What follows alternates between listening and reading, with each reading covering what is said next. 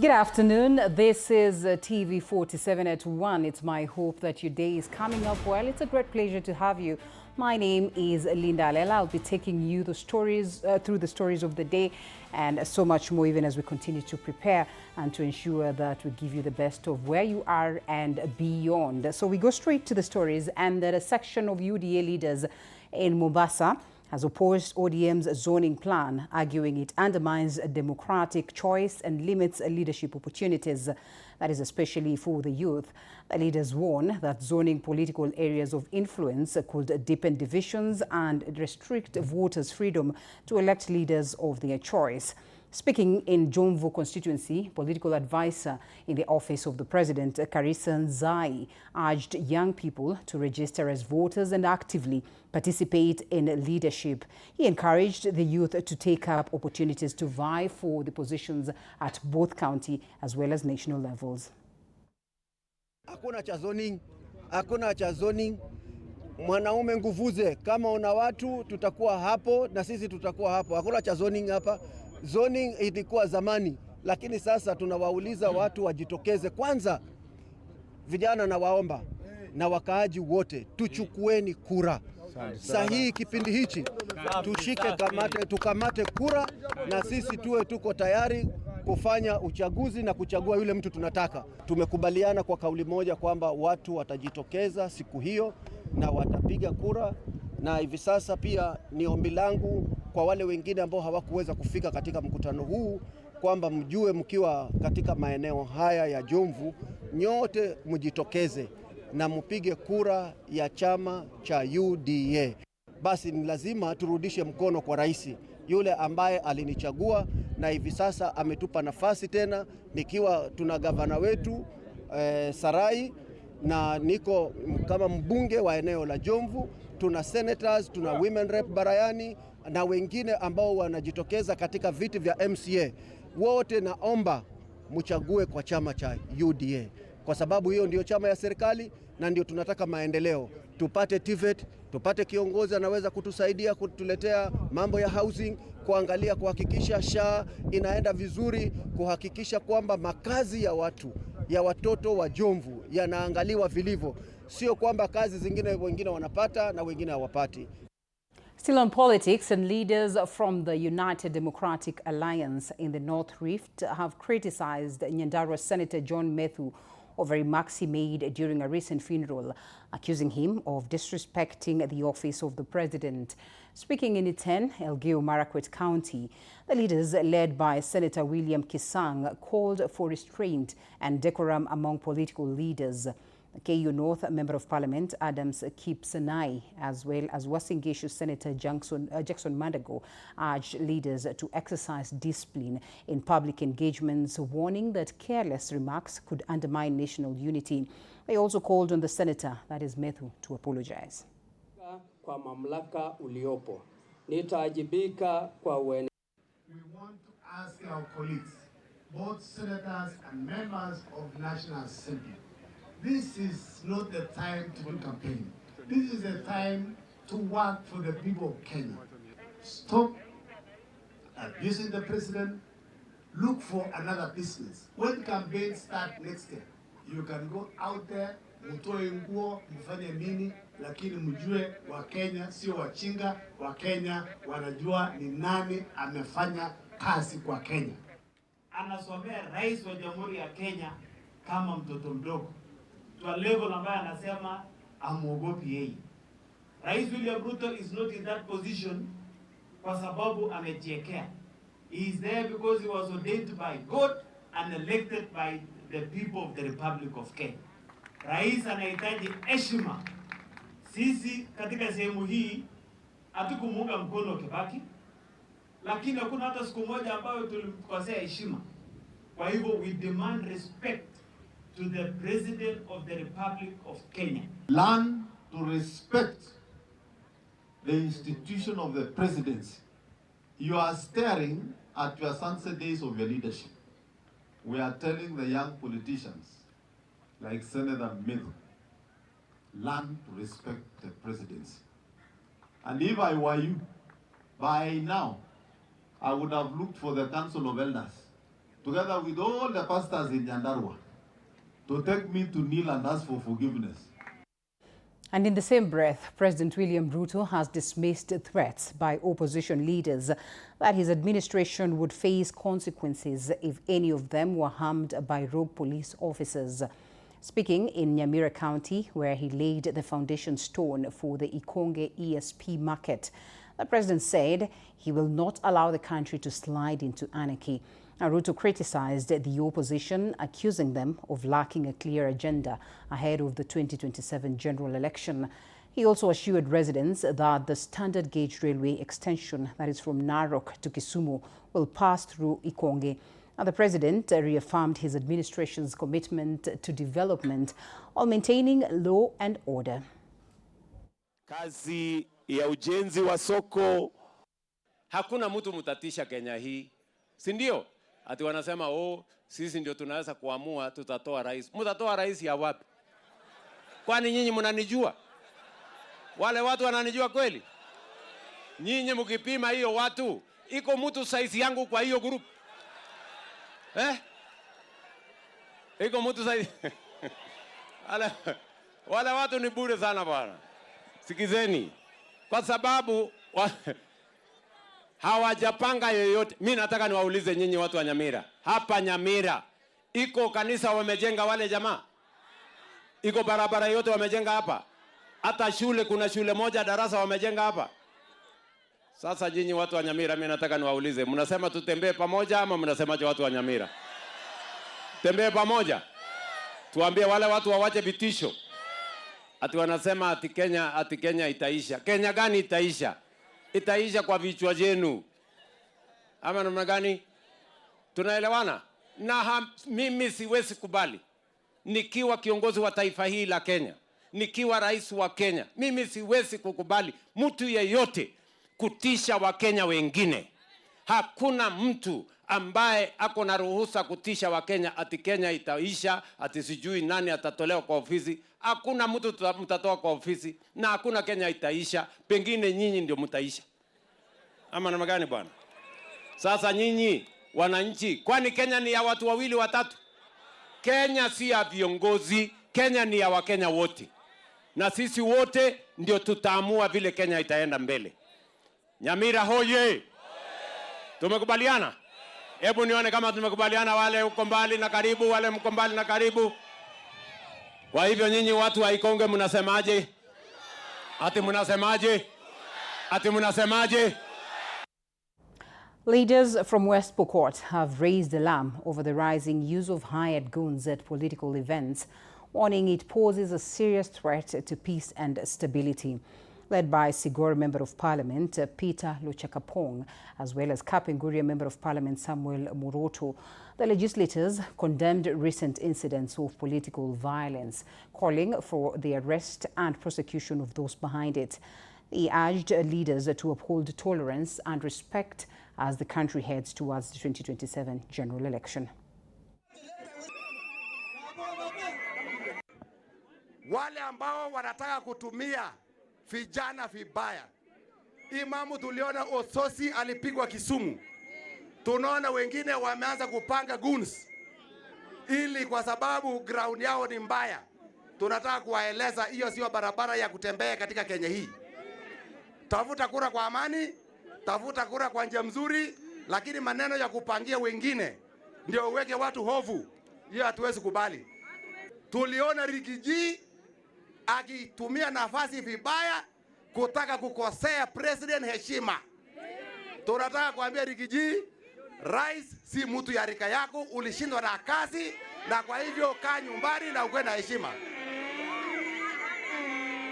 Na vile vile tunataka kuambia Senator wa Nyandarua Mheshimiwa Methu, Rais Ruto ama President Ruto si rika yako, na uwezi kukosea kiongozi wa taifa heshima vile ulikosea ukiwa Olkalau. Sisi tukiwa hapa West Pokot tunataka kukuambia koma hiyo tabia, na hiyo si tabia itakupeleka mbele.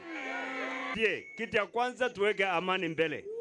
Ile ingine ambayo mtu yule anataka kuleta mchezo, hatutaki kurudia mambo ya 1992 ambayo ilituumiza hapa sana. mpaka tukakosa walimu, tukakosa biashara, tukafanya nini?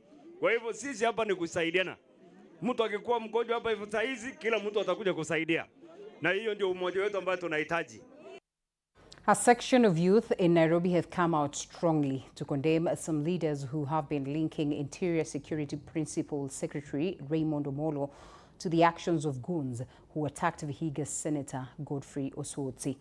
Now speaking in Nairobi, the youth warned politicians against using Omollo's name for political gain. They also challenged anyone with evidence to come forward. Additionally, the youth urged the fellow young people to steer clear of hooliganism as well as, of course, focus in voting to elect responsible leaders.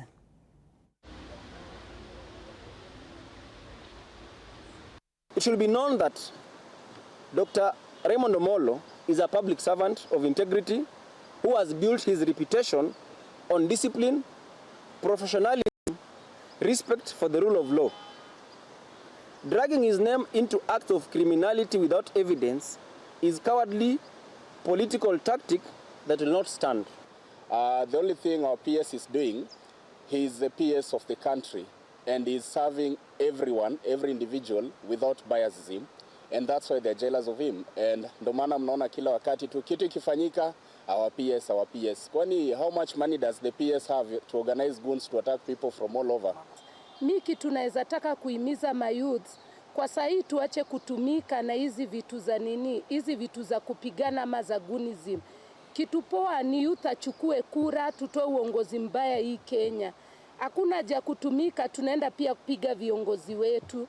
Tunafaa tusimame kama vijana, tulete uongozi poa. Principal Secretary for Immigration and Citizen Services, Dr. Belio Kipsang, says the government will use chiefs and sub-chiefs to offload the backlog of uncollected identification cards in Huduma centers across the country. Speaking in Nakuru during a forum that is with chiefs and sub-county chiefs or sub-chiefs from the 11 sub-counties on the sensitization of revised national registration guidelines, Dr. Belio Kipsang said there are about 400,000 uncollected IDs nationally, with Nakuru County accounting for 34,000. He also urged chiefs to collaborate with IEBC to streamline the ongoing voter registration exercise. Across the country, we have almost more than 400,000 IDs which have not been collected. But in this particular county, we have a challenge. We have more than 34,000 IDs that have been printed but not yet collected. And that is why we have our chiefs today, because we would want to use the structure of the chiefs, which run all the way to assistant chiefs, to the village elders, to Nyumakumi, to ensure that these IDs reach the persons who applied for them. The most critical thing is, one is making them appreciate the fact that there is no longer vetting. Two is for them, since they know these people, then they are the best people to identify them. Three is for them also to acknowledge that every Kenyan who has attained the required age must get these IDs.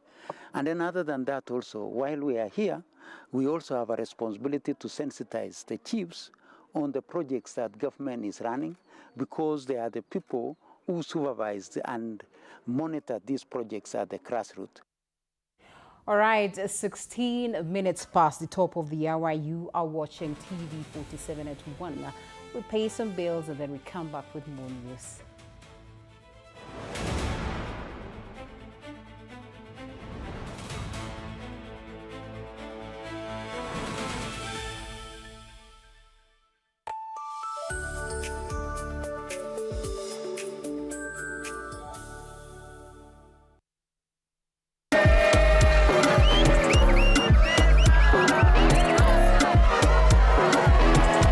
You're probably wondering how I got here. This was me. Nimeboeka. Then nika buy B-Lifetime bundle.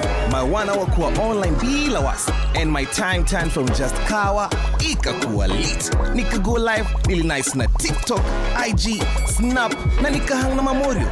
Manzo ukiwa na Be-Live, time is on your side. Hadi beats zina slap different. Nikaanza kuzitoka, nika trend online, kushuka mat tu hivi. Mafans wakatokea, tukajiaji.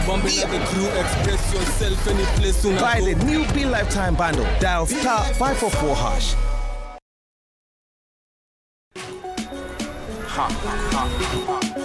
Skia, ni juicy. Flavor zote tamu tena fruity.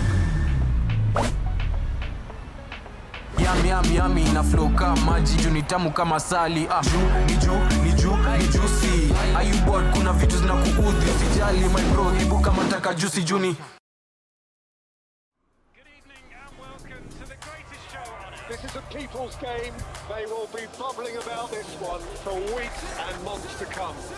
Let's go!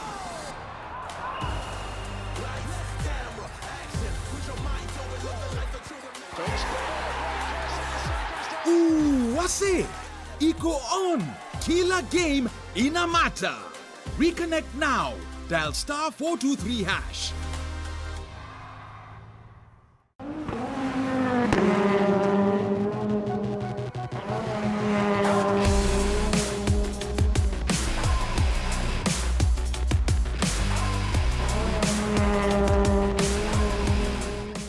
Revisha ushinde. Open and save in your KCB Gold Savings account and win. Revisha ushinde. KCB, for people, for better.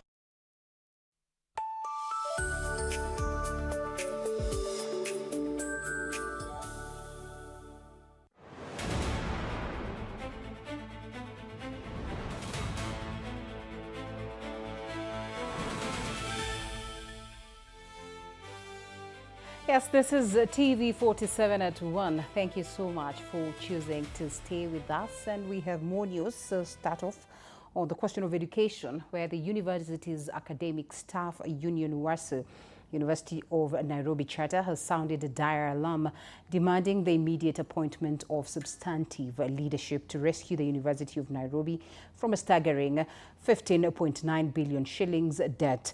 WASU, and that is UN Charter officials, expressed a grave concern over the prolonged leadership vacuum, noting that acting officials lack the authority to effectively mitigate the institution's deteriorating financial state.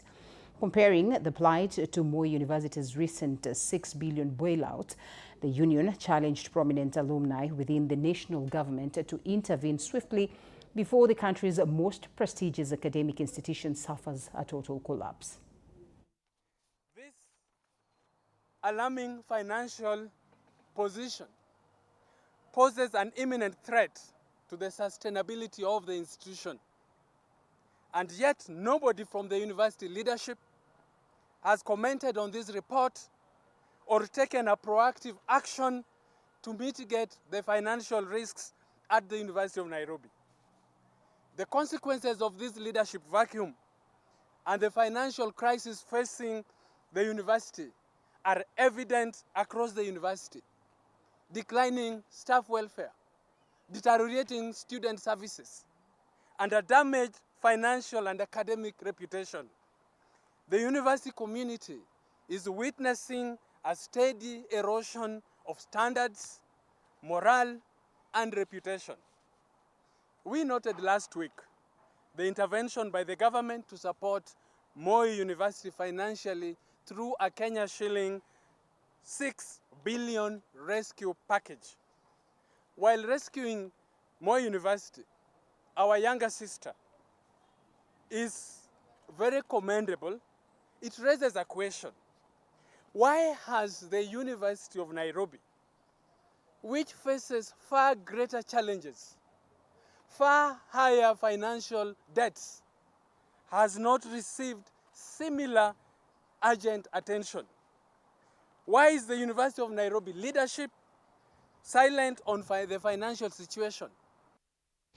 Youth in Mombasa are being urged to adopt active lifestyles and observe road safety to improve their health as well as their well-being.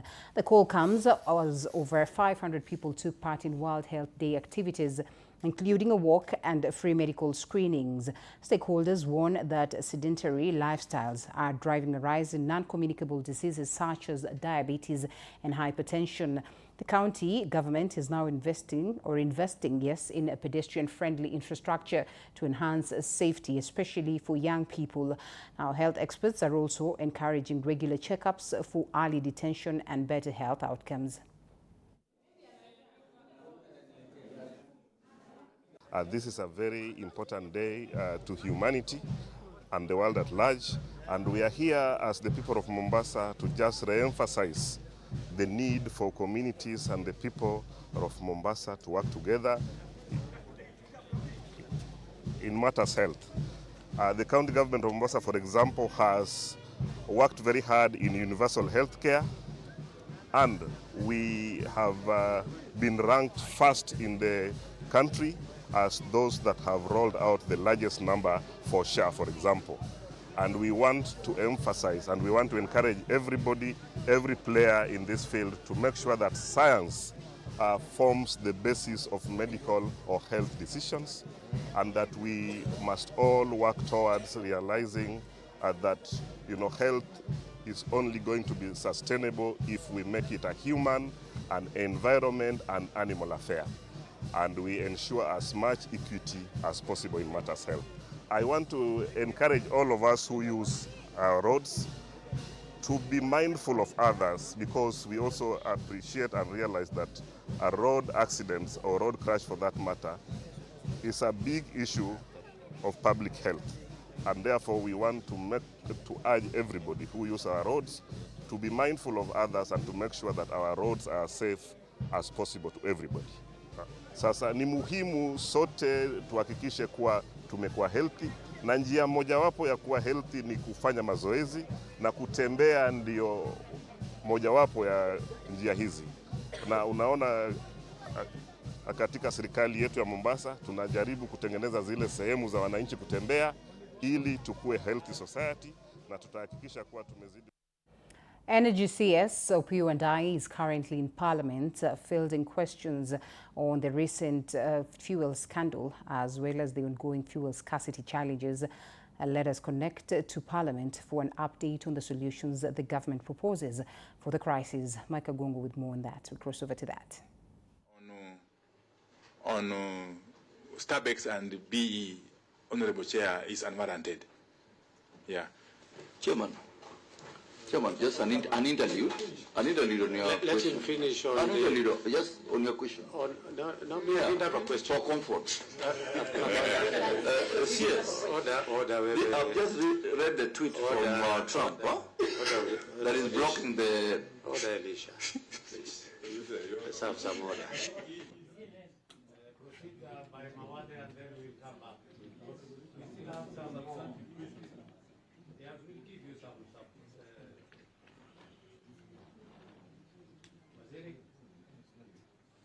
Actually, I was just trying to amplify what I said earlier on, that at the inception of this EG2G arrangement, those IOCs had nominated only 3 OMCs. But over time, they have added 3 more. And they go through a KYC. Understand what a KYC means? KYC, yes. Know your customer. It's some kind of due diligence. Yeah. So, Honorable Chair. On Honorable Mawathi, the issue of list of OMCs given no-show letters, they are there. I don't know who has them. Can you read them? Chair, they are there, but we didn't print them. We have them on soft. I request through Honorable Chair and the members that we give them later on. If Chair. Send them directly to the clerk's office, who will be, yes, guided. Chair, on that issue, this is an issue, a matter of public interest. It is not a must that he present them to you now, but he can read them so that also the public can know that it's an issue that is of public interest. Let's share with the public. Like he can read them and then bring them down, table them later on. We humbly request, Chair, that he be directed to read them, please. Honorable Chair, I will assist the DG. Correct. I've got a few names here. If that satisfies the committee. 25. The 25. I don't have 25. I don't have 25. I'll read what I have, Honorable Chair, if you allow. Let me direct like this. Just read what you have. Yes, yes. Then the acting DG will submit the rest. Yes, you may have to bear with me because I have to open my phone. WhatsApp. There is a company called what? Peter Lusweti Filling Station in Kwanza. Peter Lusweti Filling Station in Kwanza. There is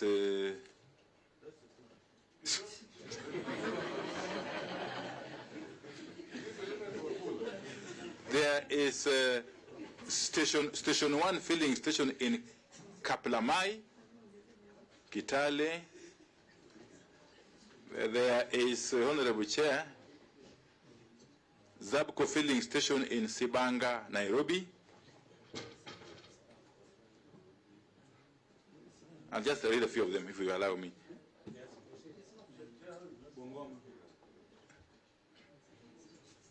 There is Jovis Filling Station, Kwanza. There is Milimani Filling Station, Sibanga again, Kitale.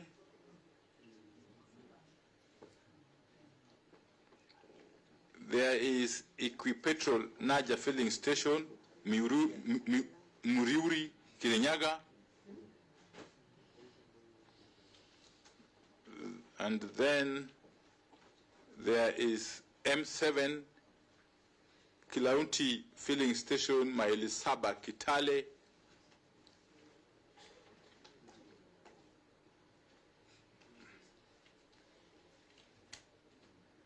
Then there is Kathijim Filling Station, PIA Kirinyaga. I'm just finishing.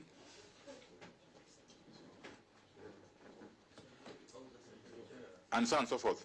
And there is Klaus Energy Station, Sheriani Kilifi. So I can submit them, all those companies and the stations which have been acted upon by EPRA for one reason or another. Honorable Chair, let me address once again the issue of purported fuel shortages. You know, Honorable Chair, the fact that there is turmoil in the world market of petroleum products as a result of the war in Iran. Every sensible person anticipates that there will be price increase. Every sensible consumer and trader, for that matter, suspects or imagines that there will be a price increase. So this triggers two actions on the part of consumers and on the part of business persons. On the part of consumers, Honorable Chair, it triggers panic buying. And that is what was evident in the weekend that has just passed, and previously in the weekend of Easter. It triggers panic buying. Some consumers, of course innocently, fearing that there will be shortages, so they fill their tanks, and that has a compounding effect. If you find a big number, a large number of vehicle owners filling their tanks, it has got a compounding effect. But it also triggers an action by the retailers and the OMCs. It is common sense. It is common sense, and the Honorable Barungu can tell you this. It is common sense that if you are a trader of petroleum products and you know for sure that EPRA will announce its new prices on Tuesday, tomorrow, and you anticipate, rightfully or wrongfully, that there will be price increase, then there is a tendency, there is a motivation to hoard so that you sell at the higher price. And that is what we are mitigating by this ruthless crackdown by EPRA. EPRA has embarked on a serious, ruthless crackdown on entities, on filling stations, on companies engaging in these immoral and illegal activities. And we shall not stop at just sending them show cause letters. We have agreed with EPRA that very severe action in accordance with the law will be taken against entities that are found to have violated their licensing conditions. This problem, of course, will end tomorrow, because tomorrow there will be an announcement. So there will be no more motivation to halt.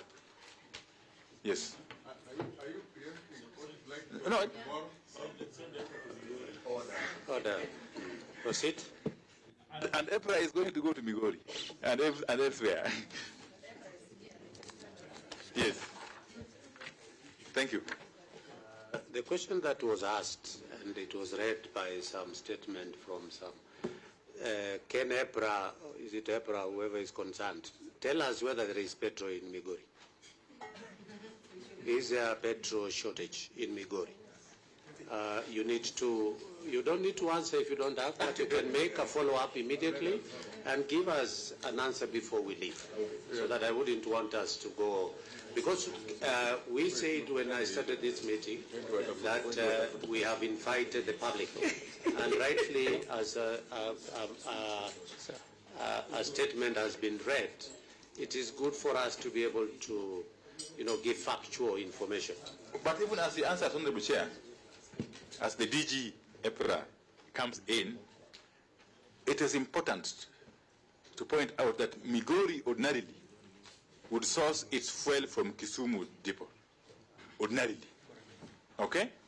And as we speak, Honorable Chair and members, Kisumu depot has got 5,359 cubic meters of super petrol, PMS. And it has got 25,405 cubic meters of diesel. And of course, 1,736 of Viking. Yeah.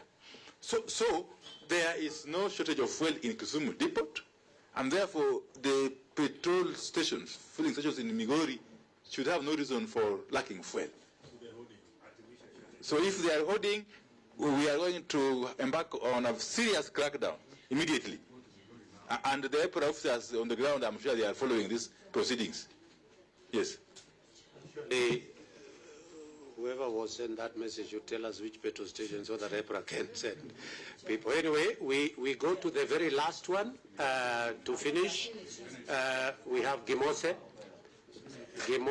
and then we take two more supplementaries. Gimose? And Mumulanya, Sawa. Okay, Gimose. I mean, it's a short question, a kind of appendix to what Honorable Mandasi said. Now, despite the procedural iniquities that are apparent in what you have described, was the importation of the consignment necessary? And if so, its return, has it affected the fuel in the country? The fuel, has it caused any fuel shortage or improved the fuel shortage, whatever it is, in the country? Thank you, Chair. Wazir, I've been listening to your presentation, and especially on the matters to do with the G2G, as you mentioned the three international companies that have appointed the local oil marketing companies. Now, suppose we have these local companies engaging in malpractices. Those local companies that have been appointed by the international companies. And as you said, this particular arrangement for the fuel in dispute, the one that was the fuel that is subject of this discussion, that was brought in outside the G2G and OTS. So suppose we have an oil marketing company that has been appointed by maybe Aramco or any other of the two. what are you supposed to do? Do you want to tell her that you are helpless? There's nothing you can do as a ministry? Thank you, Chair. Waziri, nijibu alafu ndio tumalize. Gimose and Mulanya. Chair. Sorry. Chair, please. Give those answers and then we make a decision. Let me just say this, Honorable Chair. The matter of whether the importation of this particular consignment was necessary or not is tied to the issue of fuel stocks, okay, or data on fuel stocks, which, as I said earlier on, is being investigated very actively by the DCI. So I will not say whether it was necessary or not. But secondly, Honorable Chair, I have said it has had no impact on the cost of fuel, for the reasons I've mentioned earlier on. Two, any possible action on an OMC duly nominated by an IOC. Honorable Chair, as the government of the Republic of Kenya, nothing stops us from dealing with any entity, any legal entity, which violates conditions and terms of its license. Nothing stops us. But as I said earlier on, such action would have to wait until we are sure of what really happened and who did what, so that we can apply ourselves properly. Yes. Okay, honorable members, I think we are done. Chair. One order. Chair, there's one. Let me give directive. Order, members. Order, members. I will just say, so that again we are not, because I think the Waziri has given, there are some few issues I would want your clarity. But if that clarification has already been clarified, I will gladly ask Waziri not to take it. So I will ask Barongo, Mawade and yourself and Elisha, but if it is already been alluded, it has already been, the facts or rather presented, then I will just tell Waziri not to give. If it is anything that has not been asked, then again I will allow that. Let us agree like that. So we start with you, Kenga. Thank you, Chair. I just wanted to remind you that I have a name. I'm Simon Ngakinga, representative of rural people, the most populous in the whole country, actually. Sincerely, Mr. Chairman, because of the nature of what we are undergoing today, fuel in general is an enabler of this economy, and we should not take it for granted. My proposal is, since it's touching many stakeholders, this is the fuel people, the consumers, the suppliers, the ministry, the government at large. Why don't we have an inquiry whereby we can bring everybody on board and we clear it once and for all? Thank you, Chair. For our committee to decide. Elisha? Chairman, I was mentioned, just for clarification, I think Pius has mentioned that there's fuel docking in Mombasa tomorrow. But I was saying, CS, I've seen a tweet from the President of the United States saying that any hour from now is blocking the Strait of Hormuz. Blocking today. Yeah. I mean, if you're savvy on Twitter, you'd know. So it's important that we get that clarification, whether that will affect any future consignment or we are using the new route, which is not passing to the port of Hormuz, the Strait of Hormuz. Okay, yes, Barongo. Chair, thank you very much. I think there is there are a few questions that have been asked by members and which have not been answered. I keep record of each and every question that a member is asking, so and I follow the response. So there is the question which one is this? So there is the question of, did this vessel, the one petroleum vessel, discharge? Number two, right at the very top of this session, I just want a yes or no answer. Did National Security Council write to the ministry, asking the ministry to explore alternative petroleum importation avenues to diversify the sources in light of the conflict in the Middle East. Waziri, utajibu hiyo ya hiyo moja ya National Council, ile ingine ilijibiwa, will go back to records. Yes, go ahead. Thank you, Chair.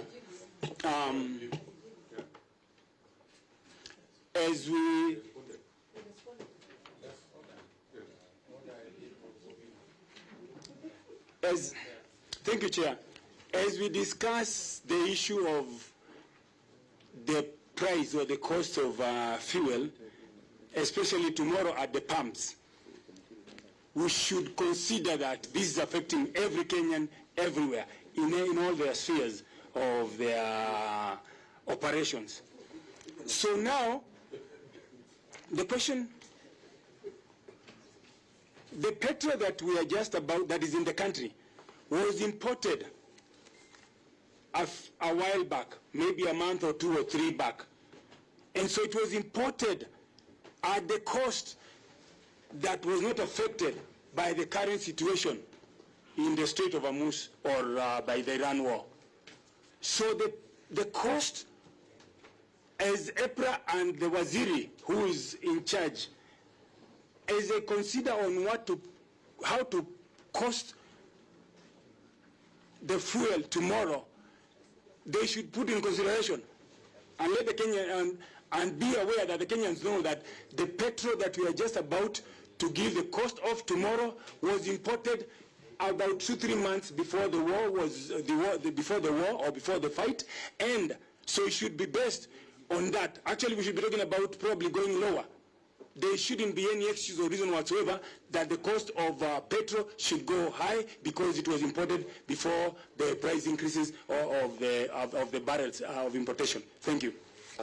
Waziri, I will allow my vice, but my direction to you, just answer the Hormuz, whether it will have an effect, that if Trump has tweeted that he's going to close, and secondly, there was a letter by the Security Council advising.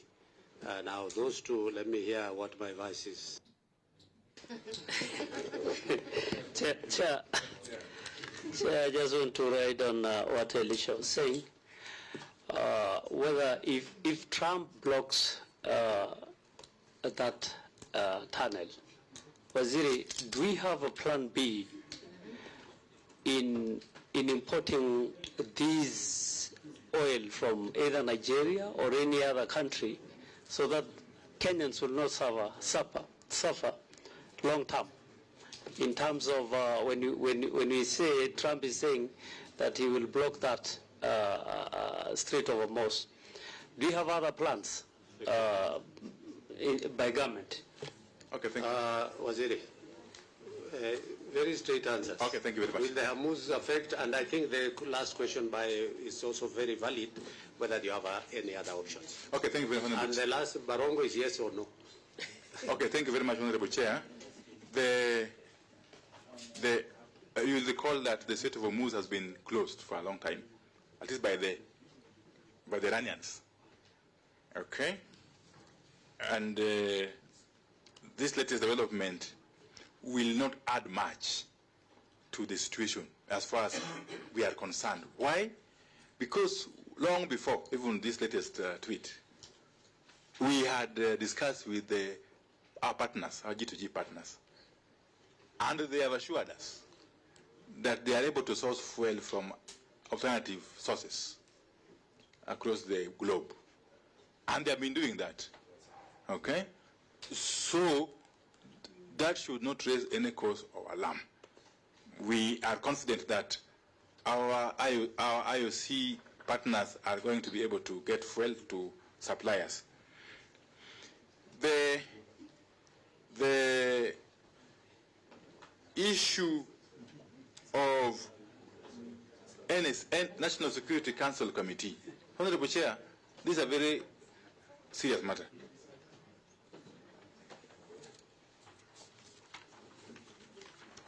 I'm not sure if I'm allowed to delve into the matter of a letter from the National Security Council Committee. Yes. You know, security-related matters, yes, also specifically on that. Yes. As a committee, I had said earlier, much as it doesn't touch on this, but I would want it to remain as it is. Yeah. And we'll be looking as a committee. But suffice it to say that that letter was never addressed to me. So I never saw it, actually, until now that these issues are emerging. Okay. Then there's something that you didn't want us to talk about, but we need to let us talk about it. The import cycle, for record. The fuel that we are costing tomorrow is fuel that arrived between the 10th of March and the 9th of April. Okay? That is the fuel that is going into, whose cost is going to the pricing that will be announced tomorrow by April. And you will recall that the war in Iran broke out on the 28th of February, long before the April cycle began. Okay? So there's no hidden card. Yeah. So thank you very much, Honorable Chair, for this audience. Thank you, sir. Honorable members, just a quick one on 15. I call it bullet 15, discussing about question number 10. The ministry and its agency are continually reviewing their processes. What are the timelines that we expect to find some finding and maybe proposals from you? Again, bullet 16 talks about this measure is aimed at reinforcing transparency, safeguarding quality. These measures, again, the timelines that we are looking forward to, so that, again, we don't stay as a committee and then there is never a finding or a report or something like that. And lastly, in bullet 17, the ministry continue working closely with the relevant agency. Are they the ones, or what are these relevant agencies over and above what we have here that you are working with, and maintain oversight? Now, which are these oversights? Just to understand, so that we can. Okay. And lastly, Waziri,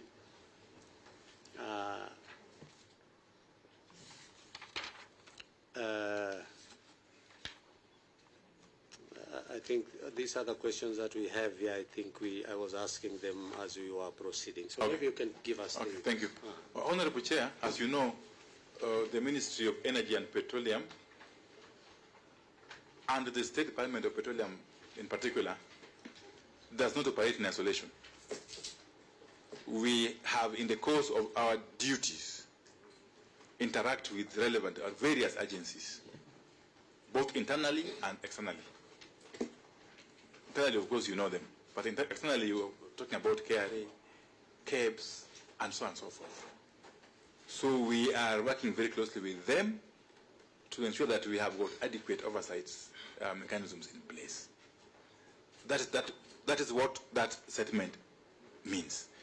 On the issue of the review of processes and systems of petroleum products importation, we have actually embarked on it, and holding all other factors constant, we are confident that within 2 months we should be able to have an outcome, a report that will inform the next course of action.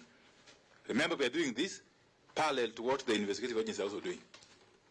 The outcome of the investigations may also inform what ultimately we do in terms of implementing new processes and policies. Thank you.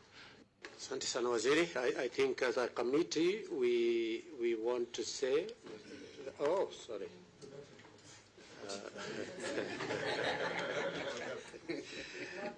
I didn't. Sorry, Karim. Thank you, Waziri. Chair, sorry for coming late. Najua ni jikesho, but sorry for coming late.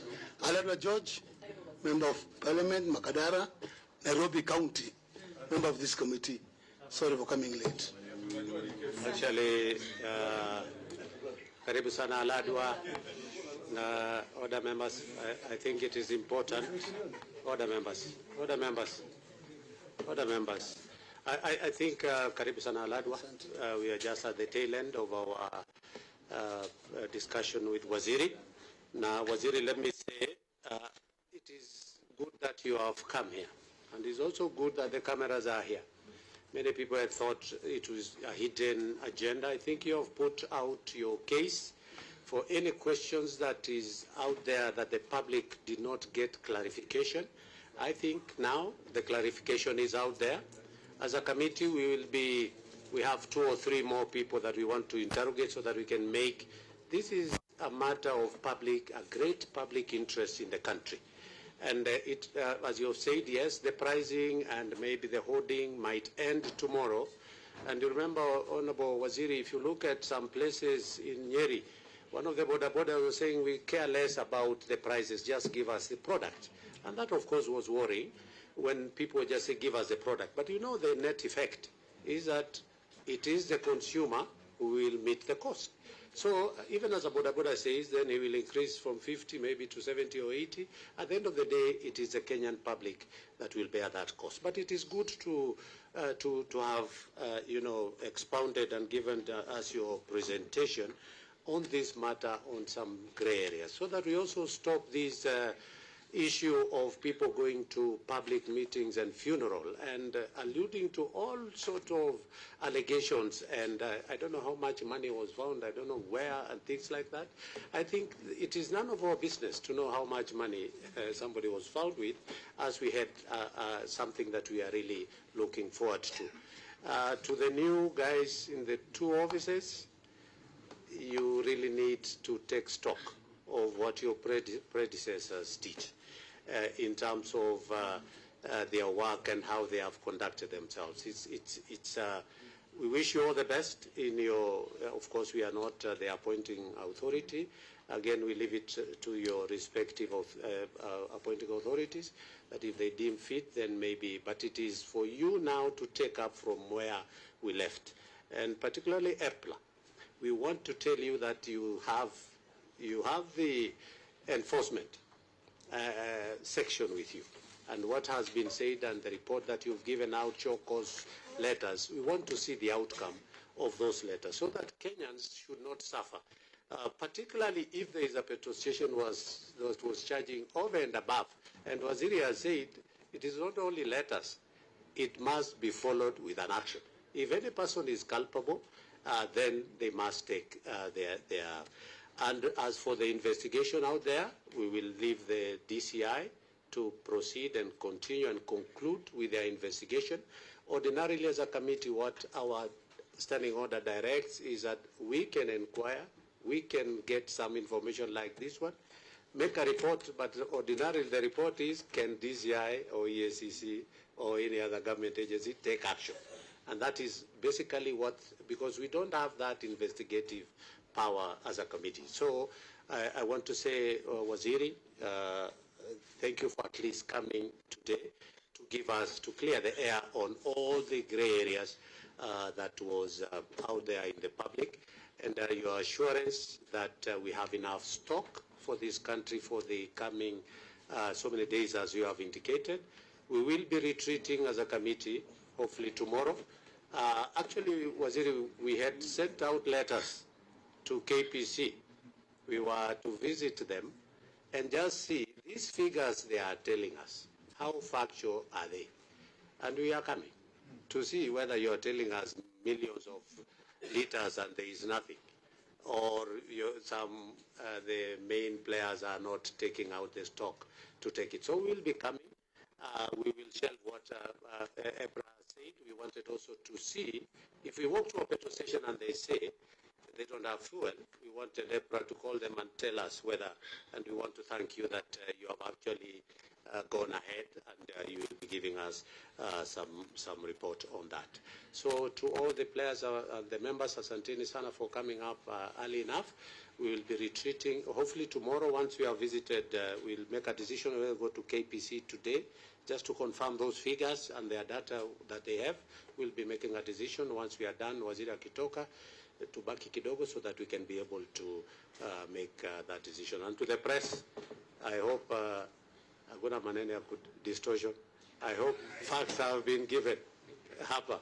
Muweke ile vitu watu wamesema, mtu asiseme amekuwa misquoted. Asanteni sana kila mtu. The meeting is adjourned.